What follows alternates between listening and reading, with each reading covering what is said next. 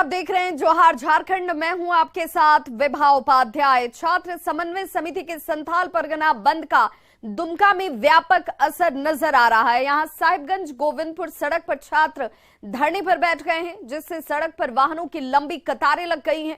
ये छात्र सरकार की नियोजन नीति का विरोध कर रहे हैं। खतियान आधारित नियोजन नीति की मांग और 60-40 के फॉर्मूले के विरोध में दुमका छात्र समन्वय समिति की ओर से पूरे संथाल परगना बंद का आह्वान किया गया है। और देखिए कैसे सड़कों पर उतरकर छात्र इसका विरोध करते हुए नजर आ रहे हैं। छात्रों ने जिले की लगभग सभी सड़कों को जाम कर दिया है। वहीं फूलो झानो चौक पर सैकड़ों की संख्या में छात्र सड़क पर बैठ गए हैं। इस वजह से साहिबगंज गोविंदपुर मार्ग पर आवागमन पूरी तरह से बाधित हो गया है। सड़क जाम से लोगों की परेशानी बढ़ गई है। 40 नियोजन नीति को लेकर छात्र समन्वय समिति आज दुमका सहित पूरे संथाल परगना बंद का आह्वान की है और सड़क सड़क पर छात्र उतरे हुए हैं। हमारे साथ इस वक्त छात्र नेता मौजूद है, उनसे बात करते हैं। ये बताइए, आज आप लोग संथाल परगना पूरा बंदी किए हुए, क्या मांगों को लेकर? देखिए, आप जिस तरह से देख पा रहे हैं आज यहाँ पे सारे छात्र में उबाल पैदा हुआ है पूरे झारखंड प्रदेश में। आप जिस तरह से देख पा रहे हैं कि 60-40 का जो नियोजन नीति है थोपा गया है, कहीं ना कहीं से झारखंड को चरगाहा बनाया जा रहा है और यहाँ का छात्र युवा उसको बर्दाश्त नहीं करेंगे। इससे पहले इंटर मैट्रिक वाला नियोजन नीति यहाँ लेकर के आई थी, जो माननीय न्यायालय ने रद्द कर दिया। आज भी जो असंवैधानिक 60-40 का नियोजन नीति लेके आए हैं, ये भी कहीं ना कहीं रद्द हो जाएगा और यहाँ के छात्र युवा का समय गुजर रहा है, उम्र पार हो रहा है। ये छात्र क्या करे आखिर? तो आखिर आज हम लोग शांतिपूर्ण तरीके से पूरे संथाल परगना में बंद का आह्वान किया है और ये कहीं ना कहीं पूरे झारखंड प्रदेश में प्रभावित है। यहाँ का छात्र युवा आज जाग चुका है, अपना हक और अधिकार को समझ चुका है। यदि सरकार की नीति ऐसा ही रही तो हम लोग यहाँ पे आज जो है उग्र आंदोलन करेंगे और आने वाला समय में आर्थिक नाकेबंदी करेंगे।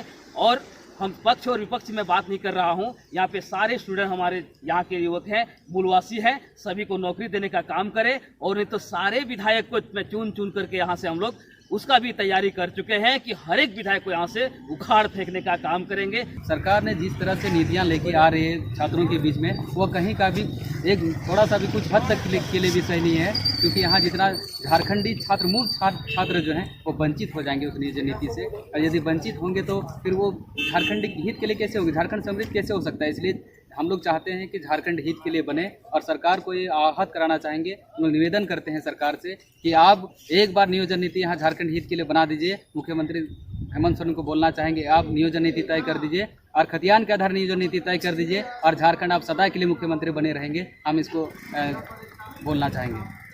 तो देख रहे हैं जिस तरीके से लगातार जो 60-40 नियोजन नीति है उसका विरोध कर रहे हैं और लोग और जो छात्र है वो सड़कों पर उतरे हुए हैं और जो खतियान आधारित नियोजन नीति है उसको लागू करने की मांग कर रहे हैं। नितेश कुमार, न्यूज़ 18 दुमका। तो खूंटी जिला के मुरहू थाना क्षेत्र के रुमजुई गांव में शुक्रवार को पिता ने अपने ही 2 पुत्र पर चाकू से जानलेवा हमला बोल दिया, जिसमें एक पुत्र की मौत हो गई है जबकि दूसरा गंभीर रूप से घायल है।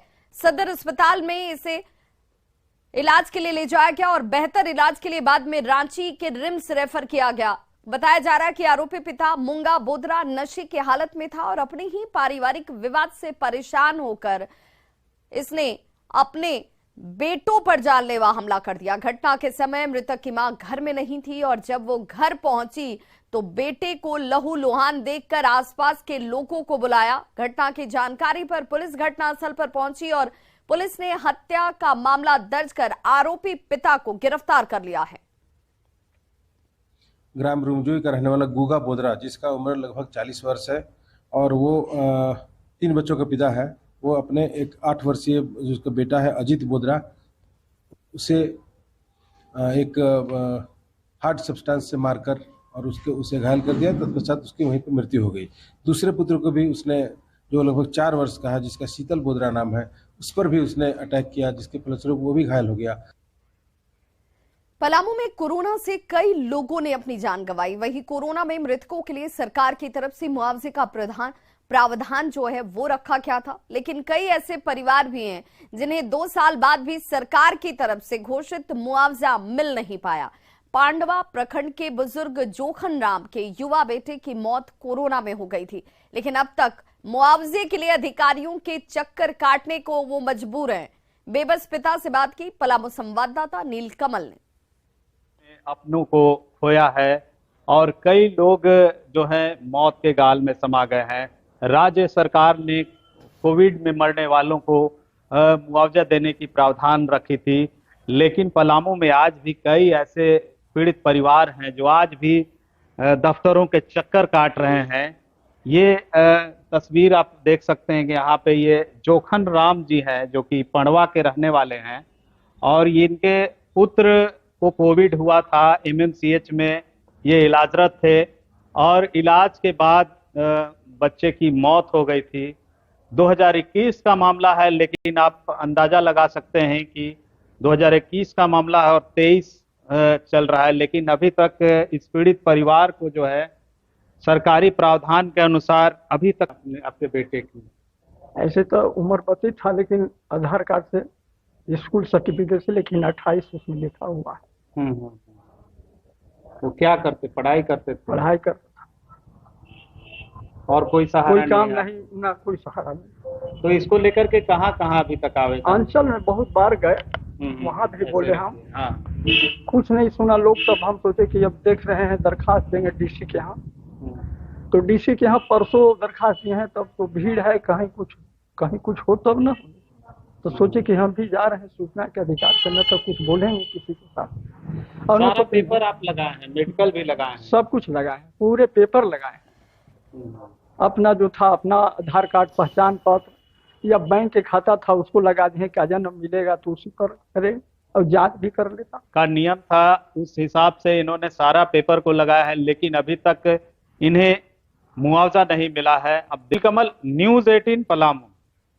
झारखंड में लोकसभा की सभी 14 सीटें जीतना पार्टी का मुख्य लक्ष्य है। इसके लिए बूथ स्तर पर पार्टी को और ज्यादा मजबूत बनाने और कार्यकर्ताओं का मनोबल ऊंचा करने की जरूरत है, ये कहना है रांची पहुंचे झारखंड बीजेपी प्रभारी लक्ष्मीकांत वाजपेयी का। प्रदेश नेतृत्व में बदलाव को लेकर उन्होंने कहा कि वर्तमान प्रदेश अध्यक्ष दीपक प्रकाश के नेतृत्व में पार्टी आगे बढ़ेगी। झारखंड बीजेपी प्रभारी लक्ष्मीकांत वाजपेयी से बात की न्यूज़ 18 संवाददाता संजय कुमार सिन्हा ने। मिशन 2024 को लेकर बीजेपी में बैठकों का दौर जारी है और लगातार रणनीति भी बन रही है। इसी को लेकर झारखंड बीजेपी प्रभारी जो हैं लक्ष्मीकांत वाजपेयी रांची पहुंचे हैं। सर, आज कोर कमेटी की बैठक है, इस बैठक में क्या कुछ ऐसा होगा जो मिशन 24 के लिए होगा? कोर कमेटी की बैठक में पहुंचे हैं और फिर जो एजेंडा पता चलेगा उसके हिसाब से कोर कमेटी के सदस्य अपनी अपनी राय देंगे और फिर कोई निर्णय होगा। कोई ऐसा विशेष विषय नहीं होता है। चुनाव की दृष्टि से तैयारी में क्या करना ये सबको मालूम है और उसी की दृष्टि से एक बार समीक्षा करके आगे का रास्ता तय करते हैं। बोले कि देश भर में जिस तरीके से हर प्रदेश में अध्यक्ष स्तर पर बदलाव भी देखा गया, तो झारखंड बीजेपी में क्या कुछ है, क्या पुराने नेतृत्व पर ही भरोसा है या 100% वर्तमान में जो है भरोसा उस पर है और परिवर्तन करने न करने का अधिकार केंद्रीय नेतृत्व पर, उससे हम लोगों को लेना देना नहीं। बोले कि बूथ स्तर पर पार्टी लगातार मेहनत करे कि बूथ स्तर पर कैसे चीजों को दुरुस्त करें। तो लगता है कि ऐसा क्या है कि जो पिछली बार 2 सीटें जो रह गई थी उन 2 सीटों को वापस लेने की तैयारी? जीतने का एक ही मंत्र है, वो है करिश्माई नेतृत्व आदरणीय नरेंद्र मोदी और बूथ पर संगठन की शक्ति। इसके बीच में कोई, और इसलिए हमें कोई चिंता की बात नहीं। संगठन की शक्ति बूथ पे हमारी है और नेतृत्व हमारा तपाया है ही है। झारखंड में सर लेकर अभी आगे क्या रहेगा? मतलब कि लगातार आप तो कहते हैं मिशन जो 2024 है उसको लेकर काउंटडाउन भी शुरू हो गया, अब आपका दौरा भी शुरू हो गया, तो आप ऐसा क्या झारखंड में करेंगे कि वोटर्स आपकी तरफ या बीजेपी की तरफ? कार्यकर्ता का मन तैयार करना और उसे ये कहना कि चाहे जो करना पड़े तो पूरी ताकत लगाकर संविधान की मर्यादा में रहते भाजपा को विजयी बनाओ, यश दिलाओ। सर, क्या दौरा आपका रांची के बाहर भी रहेगा? नहीं, आज तो मैं रांची से वापस जाऊंगा, परसों हमारी पार्लियामेंट भी है, आगे आएंगे दोबारा। आना जाना तो लगाए रहेगा, जैसे जैसे समय नजदीक आ रहा हो सकता है यहीं मकान लेकर रहने का निर्णय करना पड़े। यहीं रहना है और झारखंड के कार्यकर्ताओं के नेतृत्व में काम करके, उनके साथ काम करके झारखंड में यश मिले भाजपा को, उसका प्रयास करना है। लक्ष्मीकांत वाजपेयी ने साफ कहा कि जो झारखंड में जो रणनीति तैयार होगी वो तमाम रणनीति जो होगी कार्यकर्ताओं को ध्यान में रखकर तैयार की जाएगी। साथ ही बूथ स्तर पर मेहनत करने की जरूरत है, क्योंकि बूथ स्तर अगर मजबूत होगा तो मिशन 14 जो झारखंड में वो जरूर पूरा होगा। कैमरामैन संजीव तिवारी के साथ संजय कुमार सिन्हा, न्यूज 18 रांची। कांग्रेस नेता राहुल गांधी की लोकसभा सदस्यता खत्म होने के बाद कांग्रेस लगातार बीजेपी पर हमलावर दिख रही है। इस पूरे मामले को लेकर 3 अप्रैल से 10 अप्रैल तक पूरे प्रदेश में लोकतंत्र बचाओ जन जागरण कार्यक्रम चलाने की तैयारी कांग्रेस ने कर रखी है। जामताड़ा में कांग्रेस नेताओं की बैठक हुई, जिसमें राहुल गांधी को गलत तरीके से सजा देने का आरोप लगाते हुए जय भारत सत्याग्रह कार्यक्रम के आयोजन की जानकारी दी गई। 20 अप्रैल के बीच में जामताड़ा में एक बहुत बड़ी रैली होगी कांग्रेस की, जिसमें सिर्फ कांग्रेस नहीं, कांग्रेस, जेएमएम और आरजेडी के लोग भी रहेंगे और उनका नेता भी रहेगा। उसमें संपूर्ण विपक्ष हो, सीपीआई हो, सीपीएम हो, माले हो, वो सारा लोग उसमें रहेंगे। एक बड़ी रैली होगी, उस रैली में प्रदेश के नेता और केंद्र के नेता आपके जामताड़ा आएंगे। जिताया गया है, लूट लिया गया है, यही सब आवाज है हम कांग्रेसों का। इसी को लेकर के हम लोग पूरे पंचायत और प्रखंड में सभा, नुक्कड़ सभा, जन जागरण, सत्याग्रह कार्यक्रम के तहत हम लोग जय भारत सत्याग्रह करने के लिए। वित्त मंत्री रामेश्वर उरांव ने यह दावा किया कि ज्यादातर सरकारी विभाग बजट की रकम खर्च करने का टारगेट पूरा करने में सफल रहे, जबकि वाणिज्य कर विभाग ने टारगेट से 21,000 करोड़ रुपए ज्यादा खर्च किया, जो नया कीर्तिमान है। यही नहीं, वाणिज्य कर विभाग ने 18,500 करोड़ के निर्धारित लक्ष्य की तुलना में 2,500 करोड़ की राजस्व उगाही करके एक नया रिकॉर्ड भी कायम किया है, जो लक्ष्य से 114% ज्यादा है। विभागों का प्रदर्शन ठीक है, अन्य विभागों का भी टारगेट लगभग पूरा है, लेकिन वाणिज्य कर विभाग टारगेट से लगभग 2,500 करोड़ ज्यादा राशि की प्राप्ति विभाग ने किया है रेवेन्यू के रूप में। ये राज्य के लिए एक इतिहास है। तो वित्त मंत्री रामेश्वर उरांव के दावे पर बीजेपी विधायक सीपी सिंह ने सवाल उठाए। उन्होंने कहा कि जरूरी नहीं कि जितना बजट पेश हो उतना खर्च भी हो, पर गठबंधन सरकार के राज में जमकर मार्च लूट जरूर हो रही है। विभागीय अफसर उल जुलूल खर्च दिखाकर मार्च लूट में व्यस्त हैं। 100% पैसे खर्च हो जाए। जैसे मार्च का महीना आज समाप्त होने जा रहा है, तो मार्च में तो लूट हुआ ही होगा। इसको बोलते हैं मार्च लूट। देखिए, योजनाएं जब धरातल पर नहीं उतरेंगी तो आप सीधे गबन नहीं कर सकते। गबन तो जो होता है वो योजना के नाम पर होता है। खबर पाकुड़ से, जहां उद्घाटन के इंतजार में करोड़ों रुपए की लागत से बना टोल प्लाजा जर्जर हो रहा है। पाकुड़ शहर के चांदपुर में टोल टैक्स कलेक्शन के लिए करीब 10 साल पहले इस टोल प्लाजा का निर्माण किया गया, जिसकी तस्वीर आप देख रहे हैं, लेकिन आज ये खंडहर में तब्दील हो चुका है। अब तक इसकी शुरुआत ही नहीं की गई। ऐसे में बंद पड़ा भवन एक तरफ जहां जर्जर हो रहा है, वहीं असामाजिक तत्वों के लिए ये ठिकाना भी बन चुका है।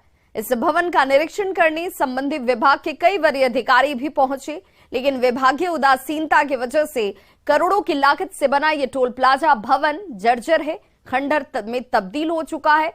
करोड़ों रुपए खर्च पर अब गंभीर सवाल उठाए जा रहे हैं। साल पहले बना चुका है सर, और अभी तो टूट फूट गया है। हाँ, हमारा कहना है सर कि ये पैसा बर्बाद हो रहा है सरकारी, तो ये पैसा अगर गरीब दुखी को मिले, ये चासी लोग को मिले, तो कितना सरकार का भी फायदा रहे, ये आम जनता को भी अच्छा लगेगा। गरीब दुखी भी सुविधा मिलेगा सरकार से। गिरिडीह जिले के तीसरे प्रखंड के जमुनिया टाण गांव के सैकड़ों की आबादी आज भी जंगल में बने गड्ढे का पानी पीने को मजबूर है। इस गांव के ग्रामीण बूंद बूंद पानी के लिए तरस रहे हैं। इन लोगों के लिए पेयजल की व्यवस्था नहीं है, जिस वजह से घर से कई मील दूर जाकर जंगल में स्थित इस गड्ढे से पानी लाना इनकी मजबूरी है। इसी का इस्तेमाल पीने से लेकर खाना बनाने और घर के दूसरे कामकाज के लिए ये कर रहे हैं। और ये तस्वीर देखकर जरूर सोचना चाहिए सिस्टम को कि आखिर पैसे का खर्च कहां हो रहा है, किसके लिए हो रहा है और आज तक योजनाएं इन तक क्यों नहीं पहुंच पाई? अनुसार हो रहा है। सरकार जो जल नल योजना स्वच्छ पानी पिलाने का वादा किया है वो सरकार न कर रही है, न यहाँ की विधायक कर रही है। क्योंकि यहाँ कोई नेता और जनप्रतिनिधि गंभीर नहीं है, न मुखिया प्रमुख, सारे के सारे फेल हो चुके हैं। गर्मी का मौसम आने के साथ ही झारखंड के स्कूलों के टाइम टेबल में बदलाव किया गया है। आज से 30 जून तक स्कूल मॉर्निंग शिफ्ट में चला करेंगे, यानी कि सुबह 6:45 तक बच्चों और शिक्षकों को स्कूल पहुंचना होगा और इसके बाद दोपहर 1 बजे तक स्कूल का संचालन किया जाएगा। इस दौरान स्कूलों में 11 बजे बच्चों को मिड डे मील मिलेगा। सभी सरकारी स्कूल सुबह 9 बजे से लेकर दोपहर के 3 बजे तक ही चल रहे हैं। आज शनिवार है और इस वजह से अब 3 अप्रैल से ही स्कूलों में नियमित रूप से क्लासेस शुरू हो पाएंगे। स्कूल 1 अप्रैल से प्रत्येक साल हुआ करता था, तो इस साल भी प्रत्येक साल की भांति इस साल भी हो रहा है, लेकिन टाइम थोड़ा बदल गया है। टाइम अब है कि 6:45 में बच्चे टीचर्स को स्कूल आ जाना है। 7 से 7:15 तक वो जो प्रार्थना का सुबह का जो है उनका समय वो कर लेंगे और 7:15 से क्लास शुरू हो जाएगी और ये क्लास 1 बजे तक चलेगी। इसी बीच बच्चे मध्याह्न भोजन भी करेंगे जो 11 से 11:30 के बीच होगा और 1 से 2 विशेष मतलब उन बच्चों को खेलना भी है। डिपेंड करता है, अगर मौसम सही है तो बच्चे खेल पाएंगे और अगर मौसम बहुत ज़्यादा गर्मी होगी तो उस समय हम लोग थोड़ा निर्णय लेंगे क्या कर सकते हैं बच्चों के स्वास्थ्य को देखते हुए। और वैसे विभाग से भी हम लोग प्रे करेंगे कि आप गर्मी पर बच्चों को देख लीजिए क्या कर सकते हैं। आधुनिकता के दौर में कई पुरानी शिल्प कला खत्म होने के कगार पर है और ऐसी ही एक कला है बांस शिल्प कारीगरी की। लेकिन गुमला में इस शिल्प कला को फिर से जीवित करने की कोशिश की जा रही है। हमारी ये रिपोर्ट देखिए।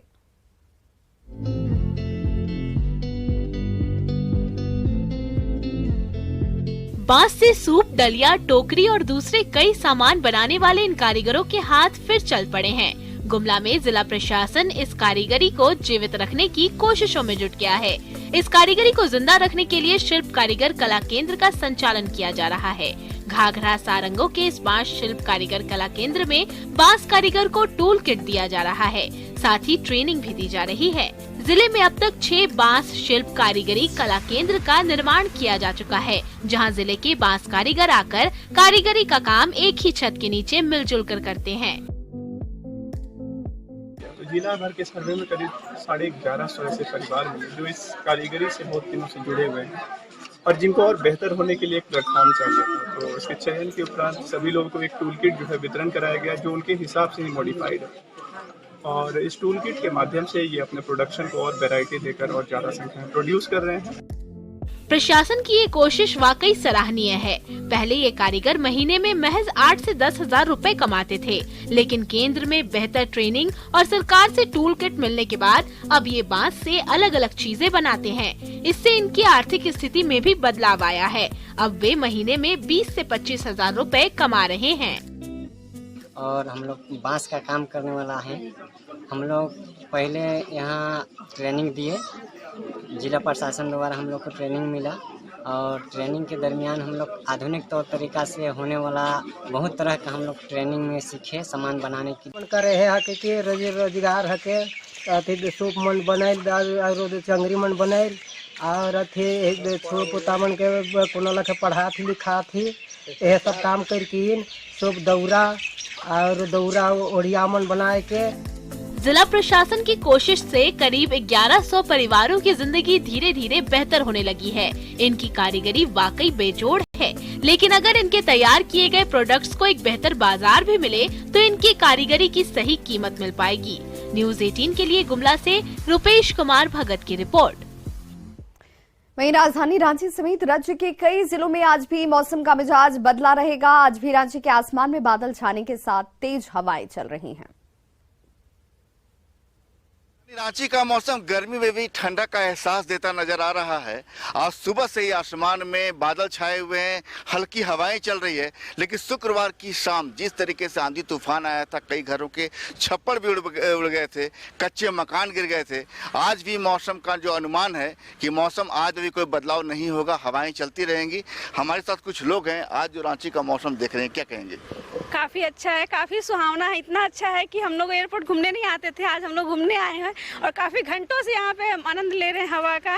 गर्मी से तो काफ़ी राहत है और आज भी ऐसा ही लग रहा है कि मौसम बना रहे। गर्मी में भी कूल एहसास है। काफ़ी अच्छा शिमला का एहसास दिला रहा है। मीठी मीठी बारिश भी हो रही है। देख रहे हैं बारिश ही मीठी हो गई है, राजधानी रांची शिमला बन गई है। बोले कि एक तरीके से कहते हैं कि आमतौर पर मार्च के आखिरी में ही जो गर्मी का एहसास होता है वो अभी शायद नहीं लग रहा है। गर्मी तो अभी बिल्कुल खत्म हो, रात में ठंड लग रही है यहाँ पे अभी तो। और शाम के कल जो शाम में बारिश हुई थी थोड़ा सा दिक्कत हुआ कुछ लोगों को, क्योंकि बारिश बहुत तेज थी, आंधी तूफान भी था, तो कुछ छप्पर उड़ गए, किसी के कार का वो ढका हुआ था ना सब, वो उड़ गया पूरा। लेकिन अभी बहुत अच्छा लग रहा है, रात में बहुत अच्छा लगा था। ऐसे ही रहे तो अच्छा रहे। ऐसा मौसम रहना चाहिए।